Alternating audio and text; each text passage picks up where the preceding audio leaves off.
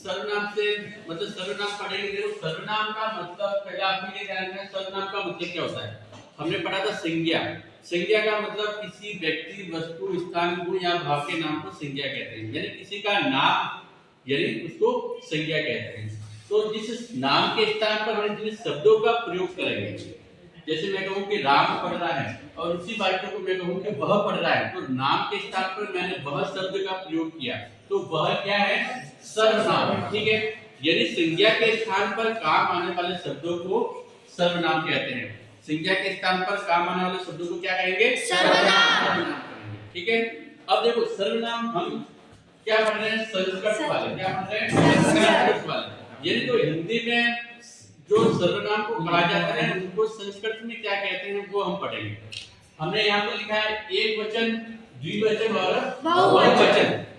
यानी सर्वनाम को आपको ये देखना है कि एक वचन में क्या कहते हैं, द्विवचन में क्या कहते हैं, बहुवचन में क्या कहते हैं। सबसे पहले हम देखते हैं मैं, हम दोनों और हम सब। हिंदी में है, संस्कृत में बोलेंगे अहम, आवा, वयम। अहम, आवा, वयम। अहम मतलब मैं, आवा मैंने हम दोनों और वयम मैंने हम सब। ठीक है, फिर त्वम, युवा और यूयम यानी तुम दोनों, तुम सब। तुमको संस्कृत में बोलते हैं त्वम। फिर हम द्विवचन में कहेंगे तुम दोनों को बोलते हैं युवा और तुम सबको बोलेंगे यूयम। ठीक है, यानी आपको ध्यान में रखना है कि तुम दोनों, तुम सबको संस्कृत में कहेंगे त्वम, युवा, यूयम। ठीक है, फिर हम यहाँ पर चलते, देखो ये मैंने अहम, आवाम, वयम लिखा, या स्त्रीलिंग और पुल्लिंग नहीं लिखा मैंने। स्त्रीलिंग पुल्लिंग में सम्मान माना जाता है। ठीक है, लेकिन यहाँ मैंने पुल्लिंग और स्त्रीलिंग लिखा। क्यों, देखो वह, वे दोनों, वे सब। अगर पुल्लिंग है, पुरुष जाति का है, तो हम बोलेंगे स, ताऊ, ते।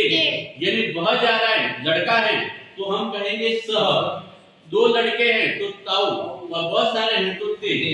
ये ध्यान रखना है कि जब पुल्लिंग का शब्द हो तो हमें स, ताऊ, ते लिखना है। और वही अगर वह को संस्कृत में अगर स्त्रीलिंग में लिखना है तो सा, ते, ता। लड़के के लिए क्या लिखोगे, सा, और लड़की के लिए सा।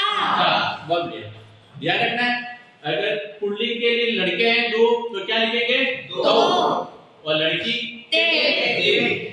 फिर बहुवचन में ते और ता लड़की के लिए।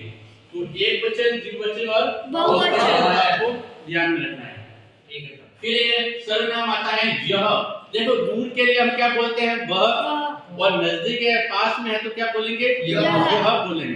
तो यह को क्या बोलेंगे, देखिए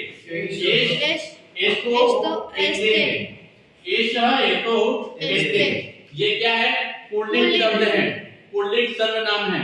और स्त्रीलिंग सर्वनाम के लिए ऐसा, एते, एता।